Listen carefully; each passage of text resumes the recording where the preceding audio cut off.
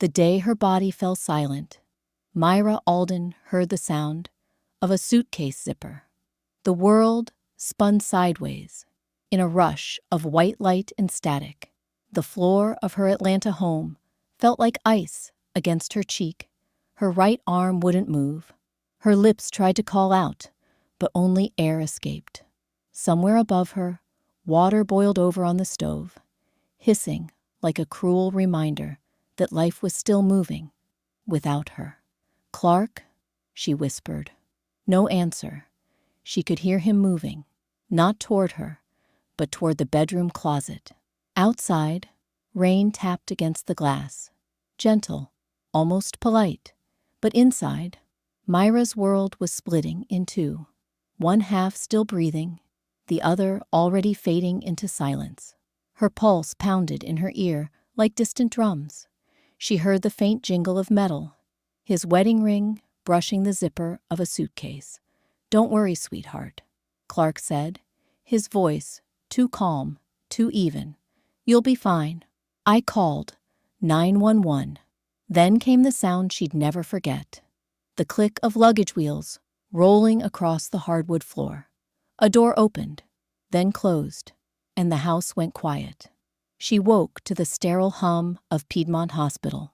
White walls, machines blinking in rhythm. Her mouth tasted like metal. When she turned her head, pain seared through her skull. Tubes ran from her arm, tracing the evidence of life she wasn't sure she still wanted. Two nurses whispered near the window. Her husband left the country. "Yeah, Zanzibar, I think. Business trip or something. Right after a stroke." A pause. "Guess people show their hearts when it counts." Myra shut her eyes. She remembered the exact color of the ocean in their old travel photos. A blue so clear it almost looked like forgiveness. Zanzibar, of all places. That's where he went when she couldn't even lift her hand. Days blurred into one another. The food tasted like paper. The ceiling became her only friend. Then, one evening, while rain traced silver lines down the glass, a man in a gray suit entered her room. "Mrs. Alden," he said softly, "I'm Mr. Kellen, Clark's attorney. He asked me to drop off some documents. Legal matters, nothing urgent." He placed a thick envelope on her tray table. She couldn't open it, but her eyes locked on the bold letters printed on the first page. "Last Will and Testament, Myra E. Alden." The room seemed to shrink. Her fingers twitched against the blanket, desperate to move, desperate to do something. Her husband's lawyer was finalizing her death, while her heart monitor still beeped. Mr. Kellen smiled politely. "Clark wanted to make sure your affairs are in order." Then he left, as quietly as he came. Myra stared at the envelope until the edges blurred. Somewhere down the hall, a woman laughed. Maybe a nurse, maybe someone whose world hadn't fallen apart yet. Tears welled, but didn't fall. Her voice, still weak and slurred, whispered to the empty room. "He really thinks I'm dying." And in that moment, something shifted inside her. Not rage, not fear. Something colder. Resolve. Her body might have betrayed her, but her mind hadn't. If Clark Alden thought she would die quietly, he was about to learn that even a broken heartbeat can plot revenge. The flowers died before she could smell them. Their petals curled like paper. The water in the vase turned cloudy. Myra watched from her hospital bed as the sunlight faded through the blinds. The room smelled like disinfectant, metal, and something else. Loneliness, deep and human. Outside, Atlanta's skyline glowed orange, glass towers standing tall against dusk. She used to love that view. It made her feel alive, powerful, unstoppable. Now, she was just another patient in a white room that hummed like a machine. Her phone sat silent on the table. No messages, no missed calls, just a photo on the lock screen. Her and Clark smiling on a pier in Charleston, arms wrapped tight. promises still unbroken. "Good evening, Mrs. Alden." Nurse Jamila smiled softly as she adjusted the IV line. Her eyes carried the kind of kindness that knew pain firsthand. "Any pain today?" "Only the kind medicine can't touch," Myra murmured. Jamila gave a knowing nod. "Sometimes the heart hurts harder than the body." As she left, Myra's gaze drifted to the ceiling again. In that silence, she heard the ghosts of her own memories. Clark's laugh echoing through their old farmhouse. His voice saying, "I'll always protect you." How quickly love can become evidence. Later that night, the phone buzzed. A strange number. She answered with trembling fingers. A man's voice filled the room. "Mrs. Alden, this is Captain Hayes from Coastal Airways. I'm calling to confirm your husband's flight extension. He'll remain in Zanzibar another week." Her throat closed. Another week. While she lay here, stitched to wires and tubes, he was extending his vacation. "Is there a message?" she whispered. A pause. Then the captain said, "He asked that I tell you not to worry." He said, she could hear him reading, "Everything is taken care of." Myra ended the call before she could scream. Everything was taken care of. The words echoed like a curse. That night, sleep wouldn't come. The rain outside pressed against the window like a restless visitor. Every heartbeat reminded her that she was still here, still breathing, still dangerous to the plans Clark had made. And then she noticed something. The envelope, still on her tray table, still sealed, still watching her. Slowly, painfully, she reached for it. Her left hand trembled, barely managing to pull the papers free. The text swam before her eyes, but she read enough. In the event of death, all assets, properties, and insurance benefits shall transfer to Clark Alden. Her throat burned. There was no mention of the charity fund they had planned. No family, no nieces, no one else, just him. As dawn touched the room, a quiet figure entered, pushing a mop, humming an old gospel tune. She was tall, dark-skinned, with silver streaks in her hair and eyes that had seen too much. "Good morning," the woman said kindly. "You're awake early." Her name tag read Eveline. Myra forced a smile. "Couldn't sleep." Eveline glanced at the wilted flowers, then back at her. I can tell. Something in her tone wasn't pity. It was understanding.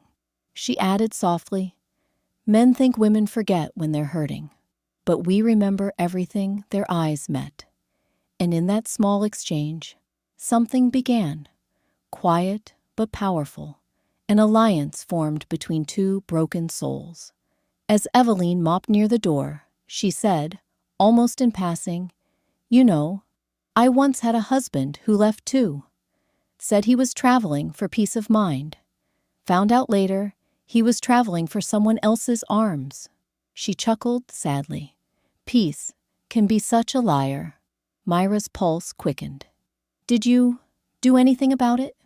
Eveline turned to her, mop dripping, eyes steady. "I learned something, Mrs. Alden. Sometimes the best revenge isn't in anger. It's in rewriting the story they thought they controlled." Then she smiled, small but fierce. "You rest. I'll bring you some light in the morning." That night, as the machines beeped in the dark, Myra stared at the envelope again. The ink seemed to glow like a warning. Clark thought she was weak. He thought her silence meant surrender. But in that sterile, lonely room, Myra Alden began to plan. Not a cry for help, a counterattack. And this time, every word she'd sign would be her own. The storm outside came without warning. Lightning flashed against the glass, slicing through Myra's room in cold blue light. The rain sounded heavier tonight, like fists pounding on the windows. In that light, the envelope on her tray table looked almost alive. Swollen, threatening, waiting. She couldn't take her eyes off it. That single document carried her entire life inside. Her savings, her company shares, her home, even the lake house in Savannah. Everything she had worked for, everything she had survived for, was written away with the stroke of a pen she never held. Eveline walked in quietly, her cleaning cart rattling like a tired old song. "You're still awake." "Sleep's too quiet," Myra whispered. Eveline smiled gently. "That's when the truth talks the loudest." They sat in silence for a while. Thunder rolling, machines beeping, rain drumming on glass. Then Myra spoke, her voice low but firm. "Eveline, if someone wanted to change a legal document, how would they do it from a hospital bed?" Eveline didn't flinch. Instead, she set her mop aside, leaned against the wall, and whispered, "Depends who they trust." "I don't trust anyone," Myra said. "Then trust me," Eveline replied. The air between them shifted. Something unspoken, something dangerous, like two women standing on the edge of the same secret cliff. The next morning, a man returned. Gray suit, silver watch, polite smile. "Good morning, Mrs. Alden," said Mr. Kellen, Clark's attorney. "Just checking in. I assume you've reviewed the documents?" She nodded weakly. Her voice came out calm, practiced. "I haven't finished reading." "Of course. I'll be back tomorrow for your signature. Mr. Alden will be pleased to know you're in good hands." Good hands. The words tasted like poison. As soon as he left, Eveline appeared from the hall, eyes narrow. "Who was that snake in a suit?" "Clark's lawyer," Myra said. "He's making sure I die rich. And my husband lives richer." Eveline crossed her arms. "Then we better make sure that's not the story's ending." That evening, the hospital power flickered. The lights dimmed, leaving the hallway in shadows. Eveline pulled the curtain shut and rolled her cart closer. Inside, beneath towels and gloves, was a small digital recorder and a notepad. "Let's start your version," she said. She placed the recorder beside Myra's hand. "You speak.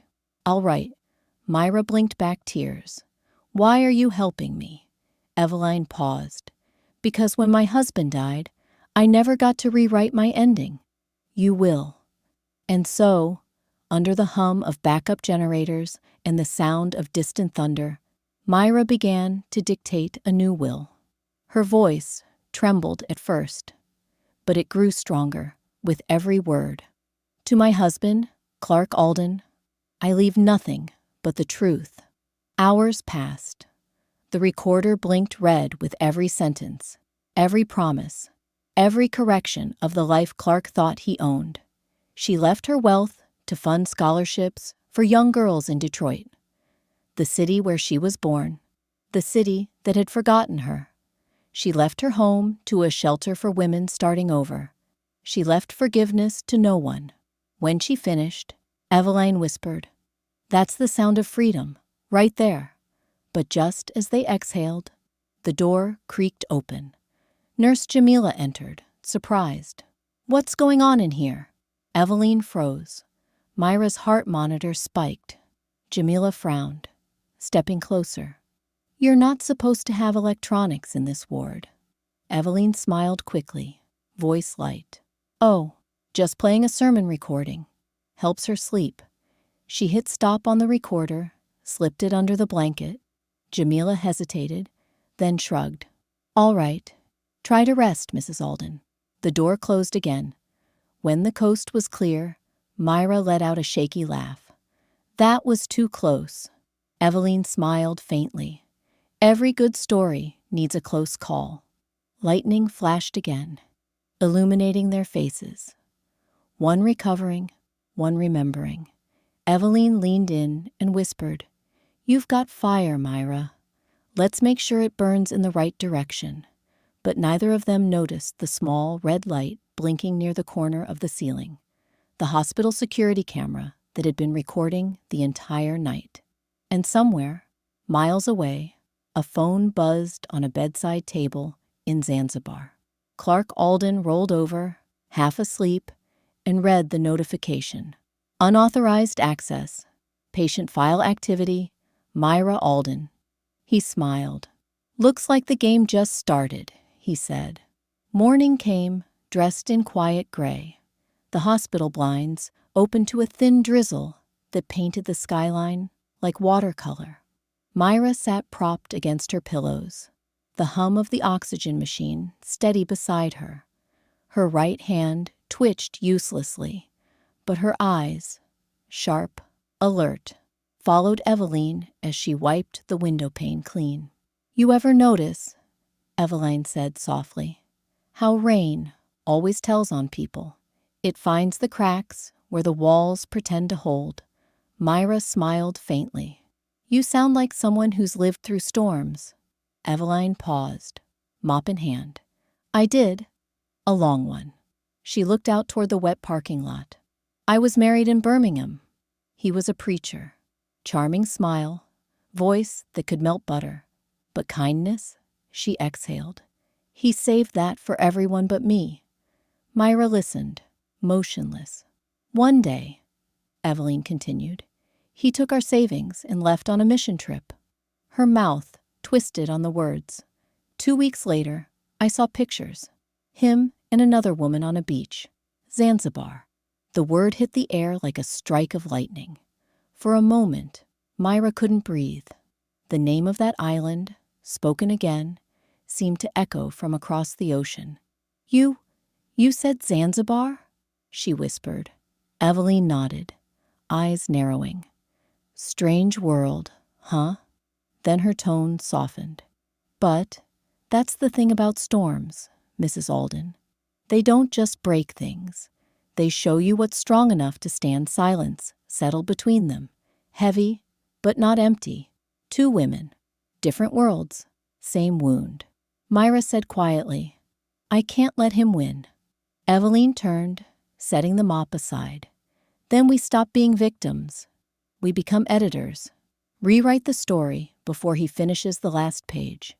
That afternoon, while the nurses made rounds, Eveline wheeled in her cleaning cart again. But this time, the cart held secrets. A hospital badge that wasn't hers, a small flash drive, and a phone charger hidden under folded towels. "Hospital computers," she whispered. "Keep copies of every legal file scanned for patients. If Clark's lawyer uploaded anything, we'll find it." Myra's heart raced. "And if we do, then we send it somewhere safe before he deletes it." Eveline moved to the corner terminal. Her hands flew across the keyboard faster than any janitor's should. She wasn't cleaning tonight. She was digging. Within minutes, files appeared on screen. Insurance forms, will drafts, Clark's authorization notes. At the top of one page read the line that made Myra's stomach drop. "Patient spouse requests early life insurance release." He'd signed for it 2 days after her stroke. Thunder rumbled outside, matching the rhythm of her heartbeat. "He really meant to let me die," Myra said quietly. Her eyes glistened, but her jaw tightened. "He wanted my silence more than my life." Eveline didn't comfort her. She simply said, "Then make your silence the weapon." She slid the flash drive across the bed tray. "This holds everything we found. Keep it close. When you're ready, we'll make sure the right people see it." Just then, footsteps echoed in the hall. Voices, the rhythmic squeak of expensive shoes. Eveline moved fast. Screen off, drive, hidden beneath a napkin. The door opened. Mr. Kellen stood there again, umbrella dripping rain, smile stiff as wax. "Afternoon, Mrs. Alden. I trust you're recovering." Myra forced a small nod. "I brought the updated documents," he said. "Mr. Alden insisted we finalize before he returns." Eveline spoke before Myra could. "She's resting." Doctor's orders, Kellen frowned. "And you are?" "The one who keeps her alive," Eveline replied smoothly. "Which means you wait." Something sharp flickered in his eyes, but he stepped back. Very well. Tomorrow.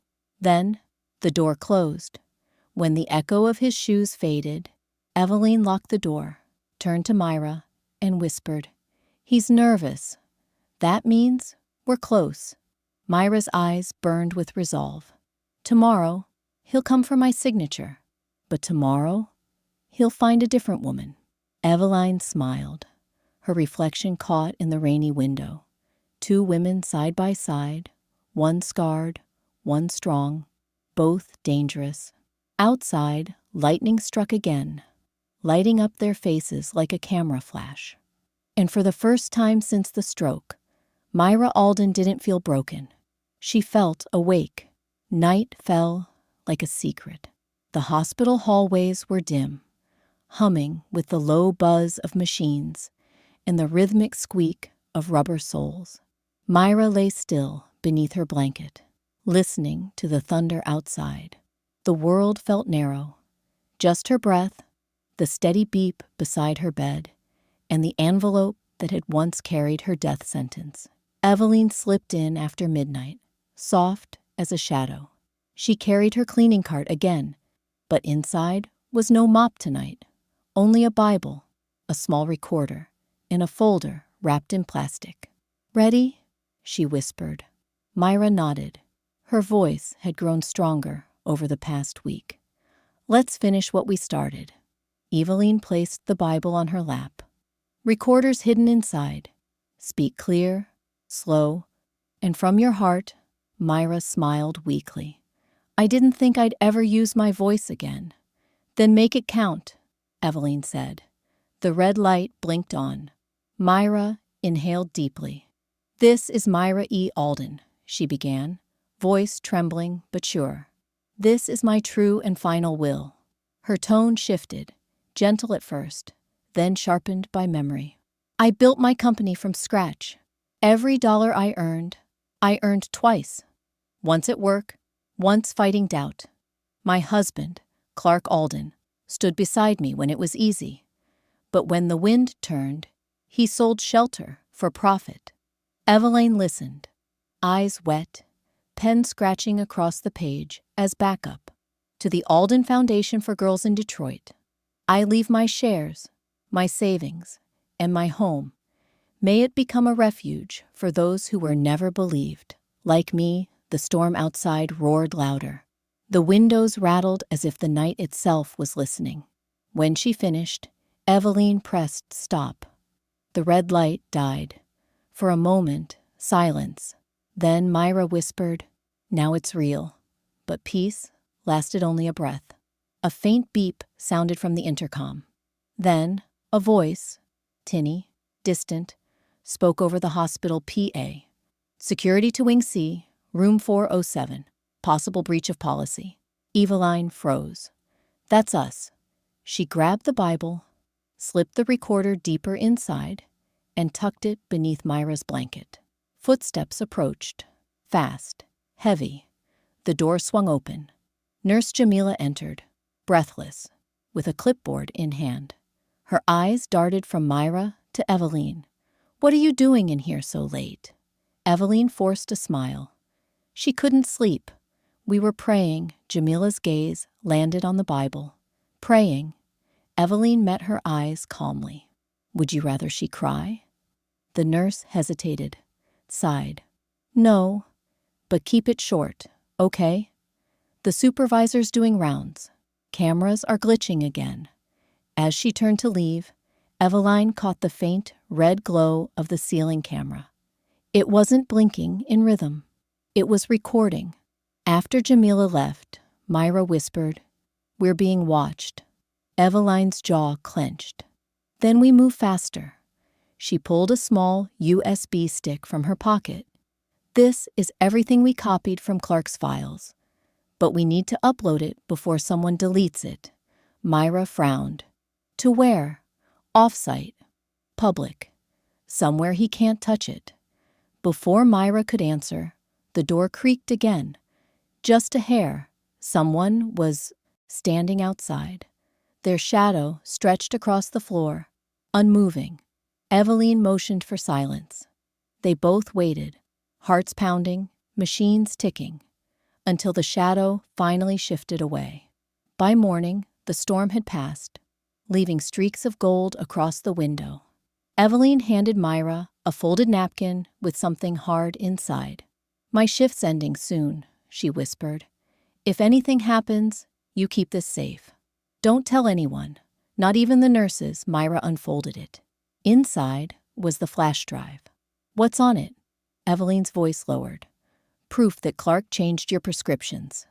The words hit like thunder. What? "He ordered reduced dosages after your stroke," Eveline said. "Less blood thinner. Enough to keep you weak, not enough to kill you." Yet Myra's lips trembled. "He wanted me half alive." Eveline nodded. "Because half alive can still sign papers." Myra's eyes filled with tears, not from pain, from fury. "He thinks he's writing the ending." Eveline squeezed her hand. "Then we rewrite it louder." Just then, Myra's phone buzzed on the tray. The screen lit up. "Incoming call, Clark Alden." Eveline stared at it. "You want me to answer?" Myra's voice turned cold. "No, let him wait. Let him wonder what part of his story isn't his anymore." Across the ocean, in a luxury villa shaded by palm trees, Clark Alden stared at his phone, the unanswered call still glowing. His smile faded. He opened his email, scrolling until he saw something new. An alert from his insurance provider. Request for account verification denied due to conflicting documents. He froze, then cursed under his breath. In his inbox sat another message, forwarded anonymously. Subject: "Your wife's new will sounds beautiful." Attached was an audio file. The Zanzibar sun was merciless that morning, throwing silver fire across the ocean. Waves hissed against the shore, like secrets trying to escape.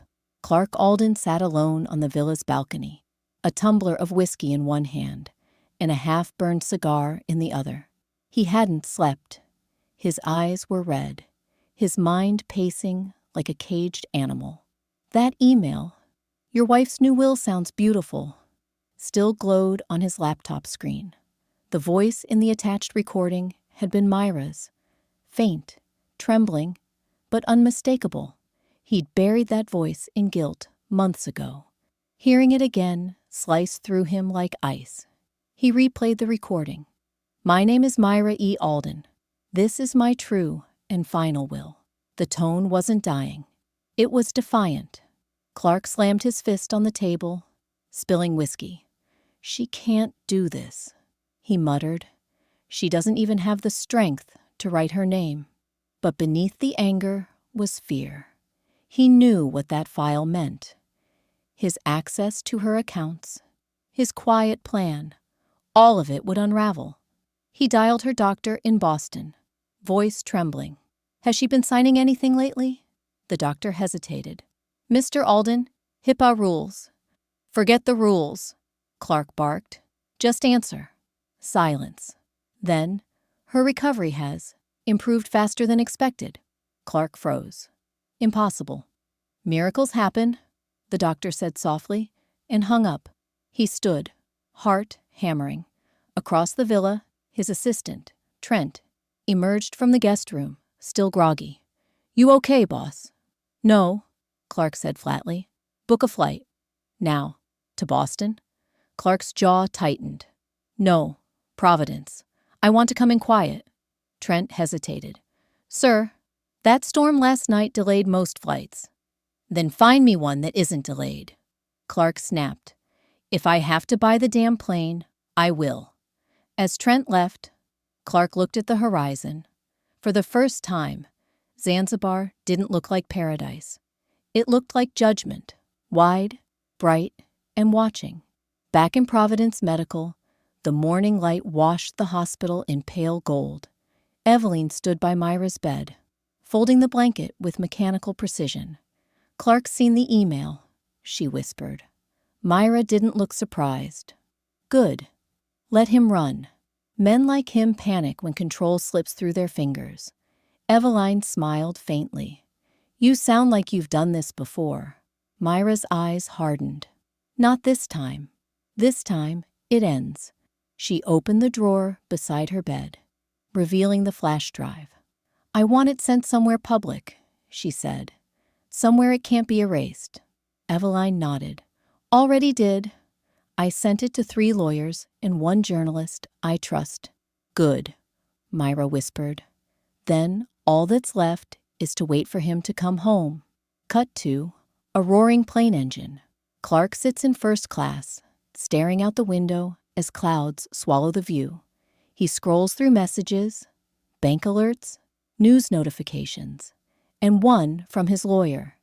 You need to return immediately. The board has questions. He scrolls further to a video now trending on social media. Businesswoman Myra Alden's new will. A message to all women who fought alone. Her voice filled the cabin. Clark's hand shook. He dropped the phone. Passengers turned to stare. He muttered under his breath, "Who leaked this?" But deep down, he already knew the answer. Hours later, turbulence rocked the plane. Clark's reflection in the window looked older, meaner. He thought of the hospital bed, of Myra's fragile hands, of the documents he'd forged, and the calls he'd made. For a fleeting second, guilt cracked through his anger. Then he crushed it. "She's weak," he whispered. "She can't win." But the voice in his head, her voice, whispered back, "You already lost." Meanwhile, in Boston, Eveline helped Myra dress. A pale scarf covered the IV marks on her neck. "You ready?" Eveline asked. Myra nodded, gripping her cane. "Ready enough." They stepped out of the hospital together. The world felt new, sharper, louder, alive. As they entered the cab, Eveline asked, "Where to?" "The courthouse," Myra said, eyes shining. "It's time to make it legal." Cut back to Clark. His plane landing hard in New York under gray skies. Rain blurred the runway lights. He pushed past customs, grabbed his luggage, and barked into his phone. "Trent, the moment we land in Boston, we go straight to her room. No more games." Trent's voice crackled. "About that?" "Sir, the hospital said she checked out." Clark froze mid-step. "Checked out? When?" "This morning." The color drained from his face. "Where did she go?" "They wouldn't say." "But, sir, someone from the press was there." Clark's pulse roared in his ears. He turned to the window.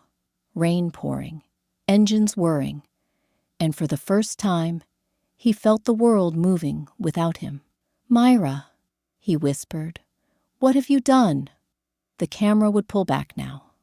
A wide aerial shot. The rain beating down on the runway. One man standing still, while planes lifted into the gray. Then fade to black. The courthouse in Providence, Rhode Island, loomed like a cathedral of stone and truth. The sky was overcast, the kind that muffles every sound, making even footsteps echo like secrets. Myra Alden stood at the base of the marble steps, her cane tapping the first stair. Eveline was beside her, steady and silent, carrying a slim leather folder. Inside that folder was Myra's new will, the one Clark would never touch, never twist. They climbed slowly, each step measured, as if the weight of her past pressed on her shoulders. When they reached the top, Myra paused, looking up at the carved words above the doors. "In justice we trust." She smiled faintly. "Let's see if they mean it." Inside, the air smelled of wood polish and history. Reporters whispered at the back. The leaked recording had made Myra's name headline news overnight. A woman rewriting her will from her hospital bed had become a symbol. The silent survivor. But for Myra, it wasn't fame she sought. It was freedom. Judge Hollins, an older man with kind eyes but a steel voice, looked up from his bench. "Mrs. Alden, are you here of your own free will?" Myra met his gaze, voice firm. "Yes, Your Honor, I am, And you understand this document revokes all prior versions? Yes, sir. Her hand trembled as she signed, but her eyes stayed unbroken. For the first time in months, she wasn't surviving. She was deciding. Outside the courthouse, rain began again. Soft, steady, cleansing. Eveline opened the umbrella and said, "He'll see this on the news before the hour's up." "I hope he does," Myra replied. Her voice carried something deeper than anger. Closure. A reporter called out, "Mrs. Alden, why now?" Myra turned slightly, her pearl necklace glinting under the gray sky. "Because sometimes," she said, "silence is the most dangerous weapon you can give a liar." The crowd went still. Cameras clicked. And in that frozen second, Myra Alden didn't look fragile. She looked legendary. Cut to Clark's car racing down Interstate 95. Rain hit the windshield, like bullets. Trent sat beside him, phone in hand. "Sir, the courthouse just confirmed it." She filed the new will, legally binding Clark's knuckles, whitened on the steering wheel. "She's playing games." Trent glanced at him. "Sir, maybe we should just let it go. The money's not worth—" "Don't finish that sentence," Clark snapped. "You think I care about money? This is about power. My name." He sped faster. Horns blared. Tires hissed. Somewhere between anger and panic, Clark Alden became a man chasing his own shadow. Meanwhile, back at the courthouse, Eveline guided Myra into a waiting car. But as they pulled away, a black sedan idled across the street. Inside, a man in a gray suit lowered his phone. "Yeah," he said quietly. "She signed it. The boss won't like this." The camera would linger on the sedan, the rain streaking the glass, the man's silhouette fading into blur. A new player, unseen till now, watching. At sunset, Myra sat by the hotel window, overlooking the Providence River. Her reflection looked softer now, the color returning to her cheeks. Eveline placed 2 mugs of tea on the table. "You did it," she said. "He can't touch you anymore." Myra smiled faintly. "That's what I thought once before." Eveline frowned. "What do you mean?" Myra turned, eyes heavy with memory. "The night I had the stroke. It wasn't sudden. I'd felt the dizziness for days. But Clark told me it was stress, that I was overreacting. The doctor he called wasn't our real doctor." Eveline froze. "Are you saying—" "I'm saying he wanted this stroke to finish what the pills couldn't." Thunder rumbled again outside. Eveline whispered, "Myra, if that's true, we have to tell someone." Myra nodded. "We will, but not yet." She looked out over the water, her reflection trembling in the window glass. "Before the truth can live," she said, "I need him to admit it, in his own voice."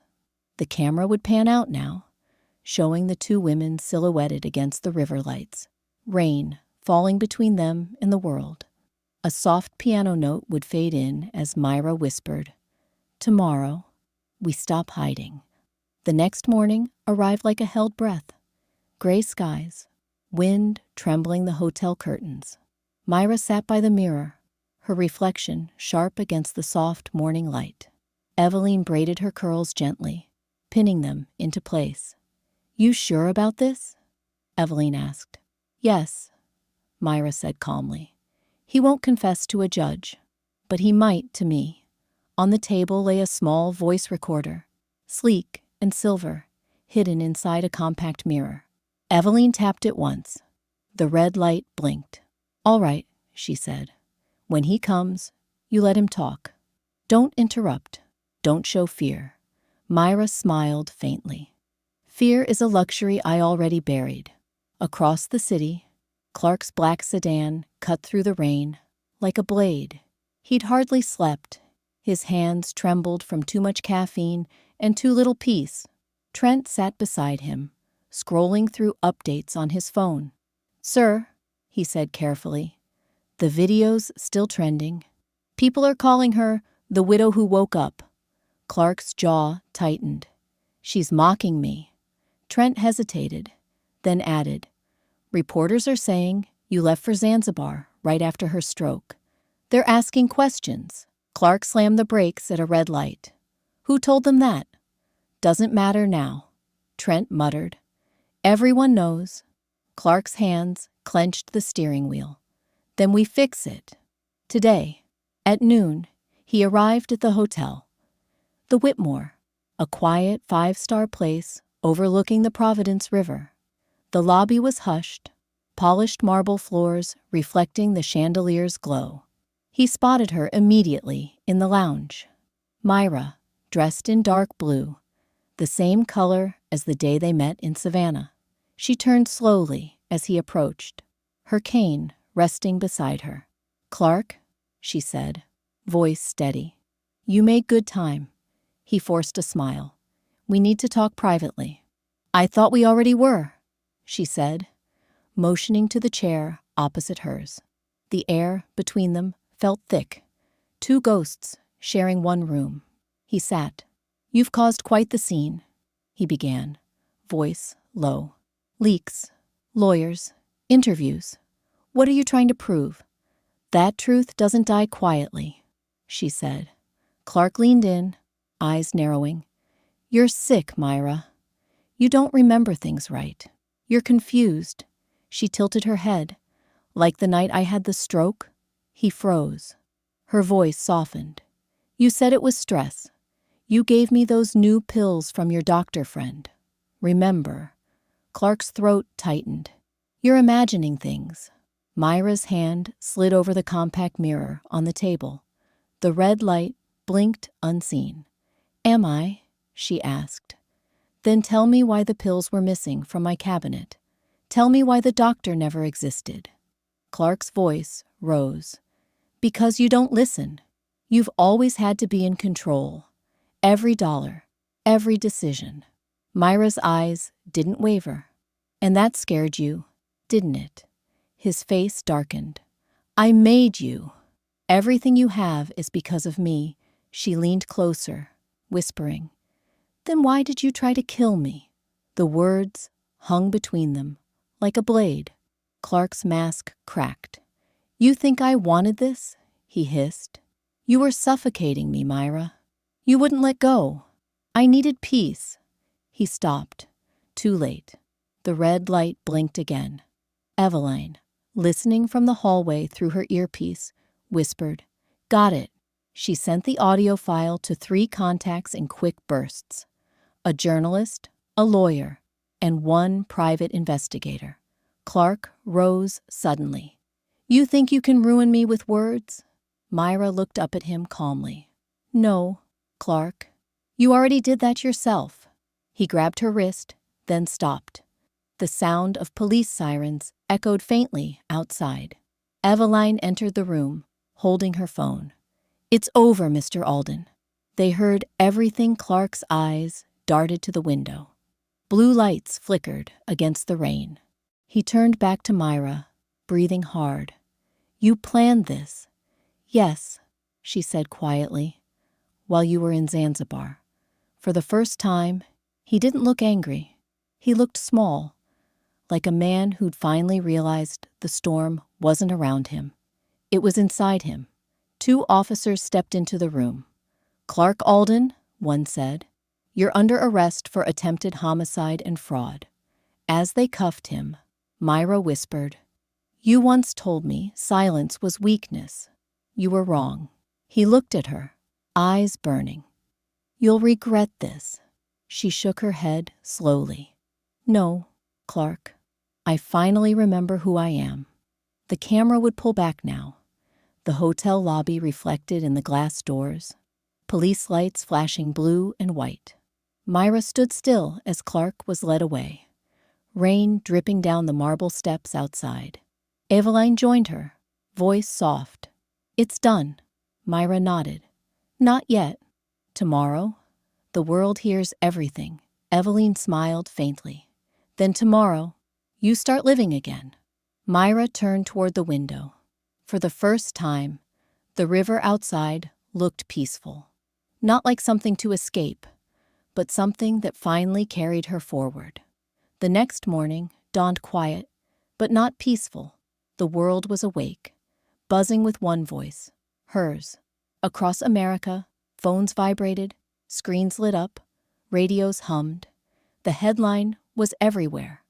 Wife outsmarts, husband who tried to end her life. Myra Alden's recorded confession goes viral. News anchors repeated her words. Talk shows replayed her trembling voice. Even children walking to school whispered the name Myra. It wasn't just a story. It was a movement. Eveline watched it unfold on the hotel TV, tears running freely. "You did it," she whispered.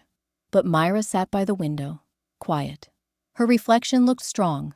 "Yes, but tired." "No," she said softly. "We did it." The phone wouldn't stop ringing. Journalists, lawyers, women who said, "You told my story."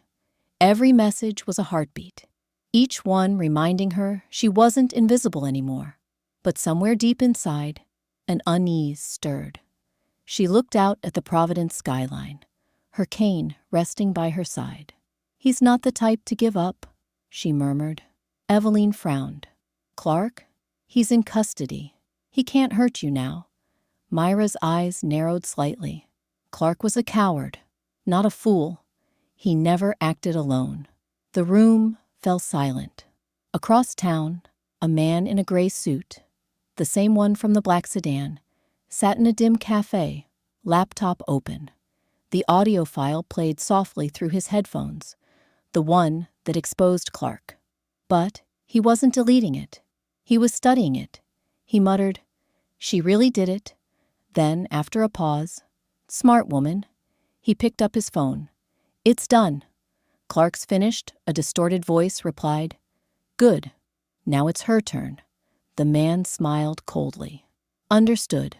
He closed the laptop, leaving a few bills on the counter. The rain outside had stopped, the kind of silence that comes before something breaks. Back in the hotel, Myra and Eveline met with a young journalist named Nora Keene from The Atlantic. Nora set her recorder on the table.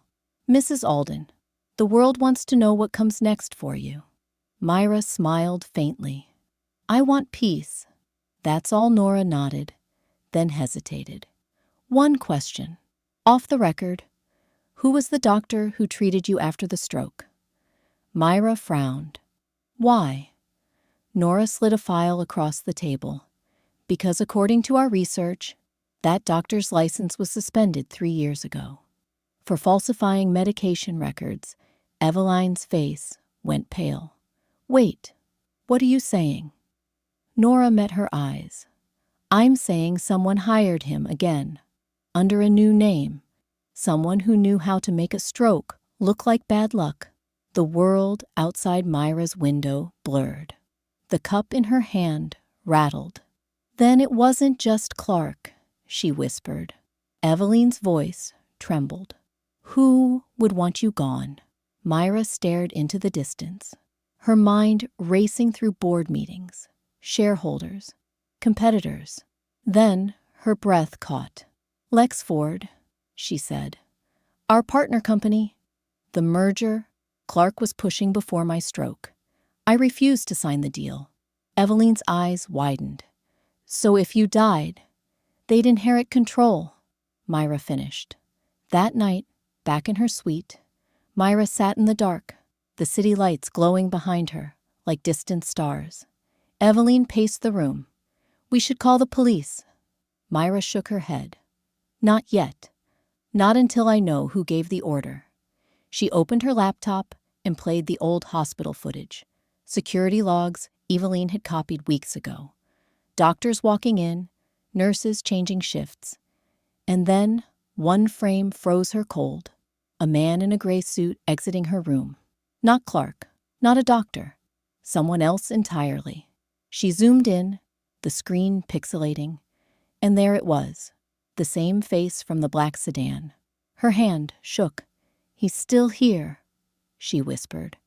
At that exact moment, a knock came at the door. 3 slow taps. Eveline's head jerked up. Were you expecting anyone? No. They exchanged a glance. Eveline reached for the phone, but Myra stopped her. Wait. The knock came again. Myra rose slowly, gripping her cane.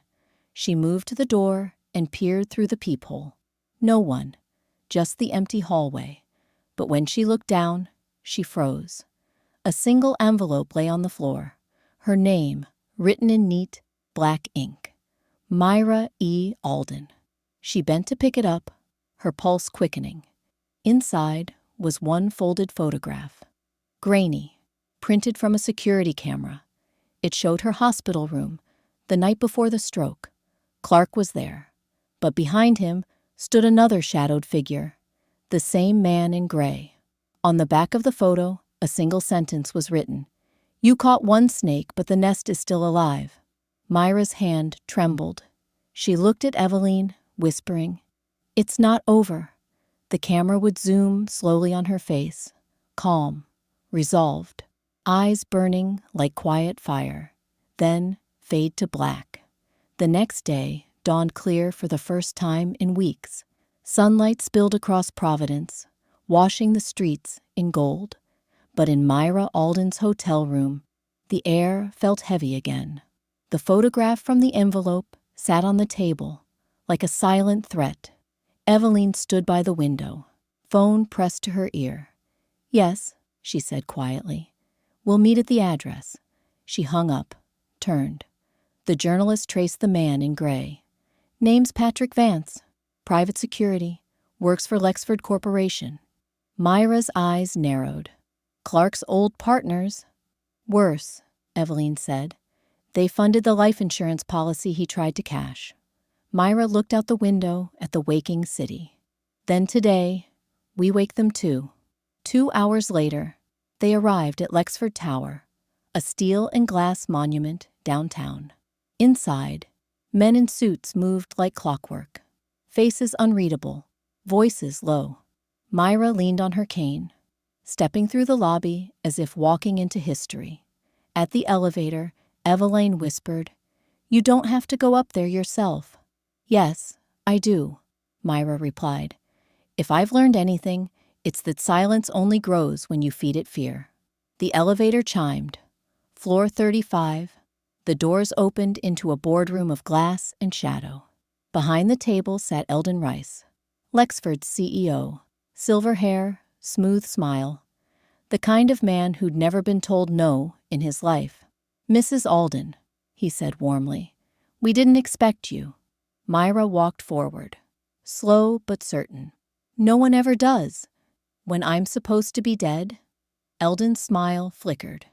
Now, that's a dramatic way to start a conversation. I prefer honest, she said, sliding the photo across the table. Recognize him? He glanced at it, unblinking. Never seen him. Funny, Myra said softly. Because he worked security for you for 5 years. His name's on your payroll. Eldon folded his hands. You came here with accusations, but no proof. Myra reached into her purse, pulling out a small flash drive. The same one from the hospital. I brought that too. Eveline set a laptop on the table, opened a video file. Clark's confession played, the words echoing through the silent room. When it ended, Myra spoke again.